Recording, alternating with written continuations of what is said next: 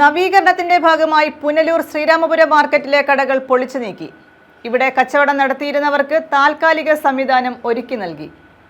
ഓരോരുത്തർക്കും സ്ഥലം നിശ്ചയിച്ചു നൽകി. കടകൾ ഒഴിയാനായി നഗരസഭ നേരത്തെ നോട്ടീസ് നൽകിയിരുന്നു. കെട്ടിട നിർമ്മാണത്തിന്റെ ഭാഗമായി കടമുറികളും താൽക്കാലിക സംവിധാനങ്ങളും ഒഴിഞ്ഞുകൊടുക്കണമെന്ന് നഗരസഭ കച്ചവടക്കാർക്ക് നേരത്തെ നോട്ടീസ് നൽകിയിരുന്നു. ഇതിന്റെയും ഹൈക്കോടതി വിധിയുടെയും അടിസ്ഥാനത്തിലാണ് ഒഴിയുന്നവർക്ക് ആവശ്യമായ സൗകര്യമൊരുക്കാൻ നഗരസഭ തയ്യാറായത്.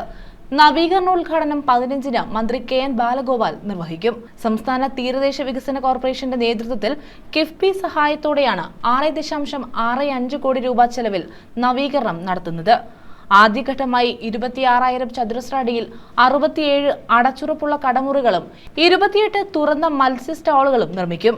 ഇതോടൊപ്പം മാലിന്യ സംസ്കരണ പ്ലാന്റ്, ഐസ് പ്ലാന്റ്, ശീതീകരണ മുറി, പുരുഷന്മാർക്കും സ്ത്രീകൾക്കും പ്രത്യേക ശുചിമുറി ബ്ലോക്ക് എന്നീ സംവിധാനങ്ങളും ഒരുക്കും. താഴത്തെ നിലയിൽ 22,000 ചതുരശ്ര അടിയിലായി 57 മുറികളും 1-ാം നിലയിൽ 4,000 ചതുരശ്ര അടിയിൽ 10 മുറികളുമാണ് നിർമ്മിക്കുക. 2025 ഡിസംബർ 31-ന് നിർമ്മാണം പൂർത്തിയാക്കുമെന്നാണ് അധികൃതർ പറയുന്നത്. News bureau, Punalur.